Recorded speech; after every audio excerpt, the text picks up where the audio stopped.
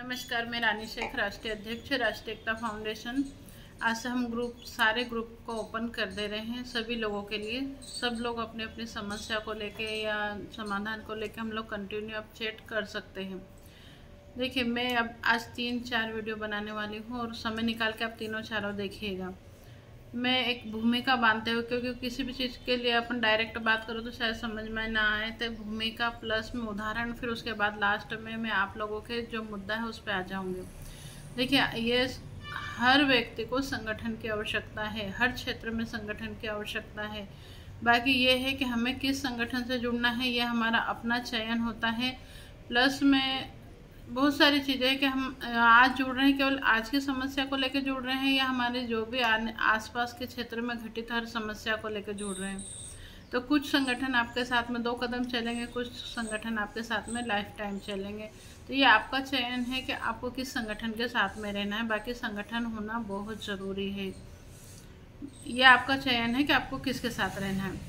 आज मैं ग्रुप खोल रही हूँ। बाकी राष्ट्रीय एकता फाउंडेशन के अपने खुद के उद्देश्य हैं, कुछ शक्तियाँ हैं, तो बहुत सारी लचीलापन है और बहुत सारे बेनिफिट हैं, जिसको सिर्फ वही लोग जो हमारी बात मानेंगे उन लोगों को ही फ़ायदा, बाकी सब लोगों को तो गलत ही लगेगा। देखिए, राष्ट्रीय एकता फाउंडेशन जो संगठन है ये एक NGO की शाखा है, और NGO हमारा है प्रखर education and social welfare society, उसकी एक शाखा बनाई हमने राष्ट्रीय एकता फाउंडेशन। राष्ट्रीय एकता फाउंडेशन का उद्देश्य समाज में फैली सामाजिक, धार्मिक, आर्थिक, राजनीतिक और प्रशासनिक बुराई के खिलाफ आवाज़ उठाना, या फिर उसके लिए हमें अच्छे से अच्छे पहल करना। अब हर क्षेत्र में मान लो कोई पीड़ित आता है तो वो पीड़ित आएगा, अपनी समस्या सुनाएगा, संगठन जितना कर सकता उतना करेगा, नहीं तो एक्सपर्ट की राय लेके फिर उस चीज़ को हम आगे बढ़ाएंगे। तो हर क्षेत्र में संगठन आपके साथ में खड़ा है। आपको राजनीतिक हस्तक्षेप चाहिए तो हम कहाँ पे कैसे अच्छे से अच्छे राजनीतिक हस्तक्षेप कर सकते हैं उस चीज़ की जानकारी भी देंगे। हम आपके साथ में भी खड़े हैं। आप लोगों को आर्थिक जो भी समस्याएं हैं उस चीज़ पे भी अगर आप खुल के बात करेंगे, पर व्हाट्सएप पे नहीं होती हैं इतनी सारी चीज़ें। सब चीज़ों के लिए मिलना पड़ता है, समय निकालना पड़ता है। कोई भी चीज़ आज मैं भी सीखती हूँ। अभी मेरा न्यूज़ चैनल मैंने चालू कर दिया है, बाकी मुझे नहीं आ रहा है, तो आज मैं 2-3 घंटे से बैठ के सीख ही रही थी। जबकि मैं सोच लूँ मैं तो राष्ट्रीय अध्यक्ष हूँ, मुझे कुछ सीखने की ज़रूरत नहीं है। बाकी सीखना हर उम्र में जारी रखना चाहिए। ये नहीं सोचना चाहिए कि हमारी तो उम्र इतनी हो गई तो हम नहीं सीखे। जब भी हो सकता है कि मुझे जो आता है वो किसी और को नहीं आता, और जिस दूसरों को आता है वो मुझे नहीं आता। तो हर क्षेत्र में एक्सपर्ट की राय लेना और उस हिसाब से अगर सलाह लेके हम काम करते हैं तो कभी भी हारते नहीं हैं। और केवल ये कि हमारे मन में आया और हमने उछल कूद करे तो उसके दुष्परिणाम भी सामने आते हैं। अब जैसे आप लोगों को लग रहा होगा कि राष्ट्रीय एकता फाउंडेशन के जो ग्रुप है उसको अक्सर मैं एडमिन मोड पे कर देती हूँ, आप लोगों को बोलने का मौका नहीं देती हूँ, और मैं मैसेज करती हूँ आप लोगों को नहीं करने देती हूँ। मैं कोई भी मैसेज करती हूँ उसके वकील से भी सलाह लेती हूँ, खुद भी, और उससे संबंधित जितने भी लोगों से सलाह लेने के बाद मैं खुद पढ़ाई भी करती हूँ। मुझसे बड़े वकीलों से भी बात करती हूँ कि ये चीज़ें होनी चाहिए या नहीं होना चाहिए, ये चीज़ हम करेंगे तो इसका क्या परिणाम होगा। मतलब परिणामों को ध्यान में रखते हुए ही हम लोग मैसेज डालते हैं या कार्रवाई करवाते हैं। अगर मैं ओपन कर देती हूँ तो आप कहीं से भी कचरा उठाएंगे। कोई बोल देगा कि आपको ऐसा करना है तो आप ऐसा करेंगे, कोई बोलेगा कि गुस्से में किसी को चाटा मार देना है तो आप वो ग्रुप में मैसेज डाल देंगे। आप हो सकता है कि मैसेज डाल के आपके दिमाग में वो चीज़ ना रखे, पर दूसरे के दिमाग पे उसका दुष्परिणाम होता है।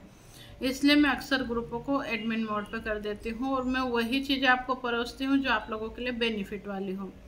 रहा सवाल त्योहारों पर भी मैं अक्सर एडमिन मोड पे कर देती हूँ, तो लोगों को लगता है मैडम तानाशाह है। देखिए, ये चीज़ हम सबको गंभीरता से इस चीज़ पे सोचना ही चाहिए कि अंग्रेज जब हमारे देश में छोड़ के गए थे, या अंग्रेजों ने जब राज करा, तो वो तो सिर्फ हमारे देश के लोगों को हिंदू, मुसलमान, सिख, ईसाइयों में ही बांट के गए थे।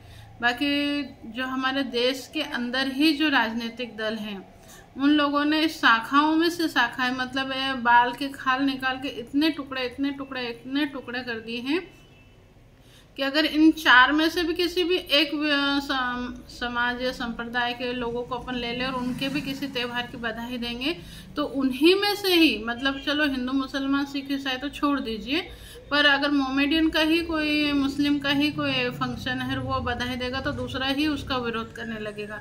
अगर मान लो दीपावली, ईद, मतलब दिवाली है, होली है, किसी फंक्शन पे या हम लोग ऐसे बधाई संदेश डालते हैं तो दूसरा उसका विरोध करने लग जाता है।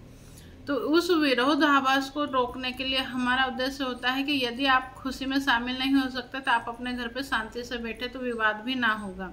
यदि यही चीज़ें सरकार भी लागू कर दे कि ठीक है, आप अगर किसी की खुशी में शामिल नहीं हो सकते तो आप अपने घर पे शांति से बैठो, तो हमारे देश में विवाद बहुत सारे नहीं हो। बाकी क्या होता है कि वो अपने आप में खुद गलत को लोगों की निगाह में गलत नहीं होना चाहते, तब बहुत सारी बुराइयां पनप जाती है और मैं बुरा बनने के लिए तैयार रहती हूँ। मुझे लगता है कि ये सारी चीज़ें जैसे ही ग्रुप में जाएगी इसका विरोधाभास होगा और इसको मुझे रोकना ही है। उसके लिए ही मैं आप लोगों का ग्रुप को एडमिन मोड पर कर देती हूँ, ताकि कोई विरोध भी ना करे और जिसको पर्सनल मैसेज करना आप लोग कर सकते हैं। रहा सवाल मेरा, तो मैं सिर्फ संदेश डालते ही नहीं हूँ, मैं सभी की खुशियों में शामिल होती हूँ। मुझे सारे त्यौहार पसंद है। मुझे अगर बोला जाए ना तो ये है कि देखिए, धर्म की परिभाषा हमारे अंदर है कि हम जिसको मानने हैं मान सकते हैं, हमारा जन्म जहाँ हो गया उसको मानेंगे। बाकी बाहर से अगर मैं मेरी माँ को माँ बोल रही हूँ, पड़ोसी को भी अगर सम्मान दूंगी तो उसमें मेरा कुछ नहीं बिगड़ता। तो इसी कारण मैं ग्रुप को एडमिन मोड पे कर देती हूँ। अब हम पॉइंट पे आने वाले हैं और जो आप लोगों की समस्या, उस समस्या पे हम लोग बात करेंगे। तो एक मैं उदाहरण दे रही हूँ, उदाहरण का वीडियो बनाऊंगी, क्योंकि मेरा उद्देश्य है कि ये एक छोटी सी ज़िंदगी और इसमें मैं जितना अच्छा कर सकती हूँ। तो मेरा एक उदाहरण जो कि आपकी समस्या को लेकर भी है और हमारे घर में जो टीनेज बच्चे हैं उन लोगों पर को भी अगर वो उदाहरण आप समझाएंगे तो उनको भी अपने भविष्य का जो भी फैसला लेना है उसमें आसानी होगी। तो एक मैसेज है मेरा उदाहरण के लिए, जो कि अगले वीडियो में बनाऊंगा। और तीसरा वीडियो जो मेरा होगा वो आपकी समस्या को लेकर है, उसको हम कैसे फेस कर सकते हैं इसके लिए है।